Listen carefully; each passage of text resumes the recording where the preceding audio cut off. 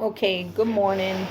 So, I wanted to share this with you, which I find really important as I'm reading the Bible, about when Jesus is teaching us about when we're going out to do good things. Okay? It's one thing to go out and do something good, like maybe feed the homeless, help somebody that's in need of help, going out trying to help somebody that has they're going through a situation. You know what I mean, right? Now, if you're doing it just to say, okay, look what I'm doing, God, look what I'm doing, or look, people, what I'm doing, look what I'm doing, and you want rewards from it, it's like contradicting what the real meaning behind that kind of act is. So, you want to act from the pit of your stomach all the way up, not just your heart, because sometimes the heart can fool us. The pit of your stomach, where the real feelings come from. Like, you walk by a homeless person and you want to feed them because you want to help them, or you want to pray over them.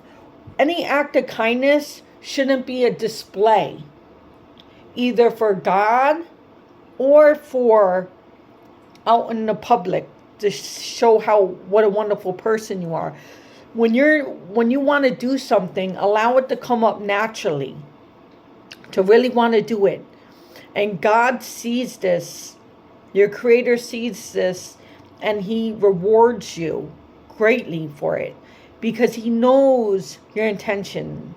He knows what you're really trying to do. That's the same thing with fasting.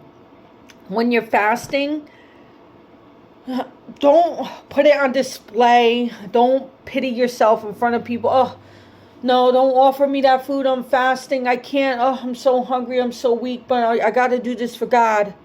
This is just too much. But I have to do it. Like when you're putting things on display, there is no reward behind it. It's the feeling and the action from the belly and up. For example, when something happens, let's say bad, right? Or something scary happens, or something important happens, or you're about to go on stage and you're nervous. Where do you feel that feeling?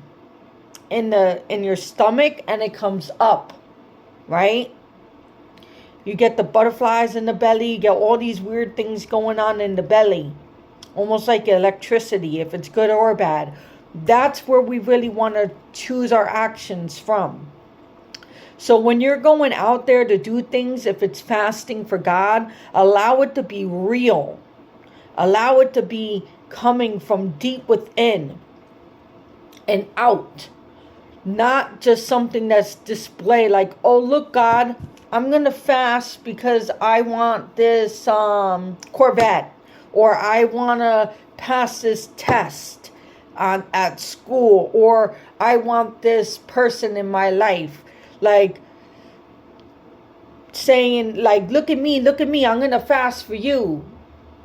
Fasting is a relationship between you and God that you're building. What God done for you, and now what you're choosing to do for God out of love. God is going to reward you, and He knows the things you need. He knows the things that your heart desires. But don't make it a display, if that makes sense. Don't put it out there like, this is why I'm doing the fast. The fasting should be because you're wanting to do something for God, for the actual love that you had for your Creator, for Jesus. And you're doing this because you love Him, because you want to give something up, because you're trying to humble yourself before your King. Do it from a real place in the pit of your stomach for God. Just like if you love somebody and you go to open the door for them, or you go to buy them lunch, and you're not even asking for anything back, but it was that act of kindness that you did for that person. That's the kind of love. Something so simple, something so sweet, because it was real. Not like, okay, well, I'm going to buy this for them, but I want something back. Don't be like that, because there's no reward behind it. There was no real compassion and energy behind it for what you're trying to do, you know? And I just found that really important, because what happens is, we as humans, it's very easy to get stuck in here, our heart.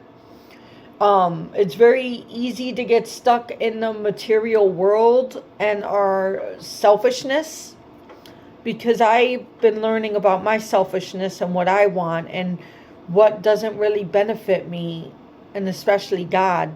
It's just I'm living off my human emotions and flesh. So once we start learning about this and understanding, and start learning to humble yourself and really acting off your gut instead of your heart, you transform into a different person. You transform into something beautiful for God. Allow God to enter your heart. If you really want God, if you really want Jesus and your Creator to be the Father, the name of the Father, the Son, and the Holy Spirit, if you really want that three, the Trinity, it starts within your gut. What are your real actions and your intentions behind what you're trying to do? Why do you want a relationship with God? Is it to benefit you? Do you want to look holy?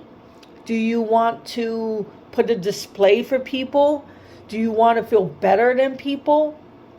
Or do you want a relationship with God because you truly love Him and want that relationship from the pit of your gut? You really want to make that bond with God. It's not just a display for people to say, look at me, how holy I am. It's because you love God that much. You want to take that time out. You want to make that bond with Him. And then you really allow the Holy Spirit to fulfill you. And God will reward you, not because you're asking, but because you're His child and He loves you and He wants to do this for you. So as I'm reading this, I just wanted to share that with you. We're not perfect, and we go through our human emotions, but once we could really take a step back and see our intentions and the reasons behind it, and really come from a truthful place, especially when it comes for God, you allow the Holy Spirit to be bright into you, like light you up like a light bulb, like a lantern in a dark room. And all the people in the shadows that are in the depression and fighting all of these things can see this lantern, and you have the Holy Spirit in you, and now you bear fruit to help others. Like, really quickly, because I don't want to make this too long, it's almost like an empty church. And it could be filled with people, but the Holy Spirit's not there. And that's why people get confused. The spirit of religion is there. Because if you see the Spirit of God, you would feel that warmness from the fire. And you would go out and heal. And you would be able to do all the wonderful gifts of the Holy Spirit. And it's important to see movement of God in the church and not of man. And church is not a building. That's a wonderful place to meet up, but the church starts here. What are your intentions? Have a wonderful day.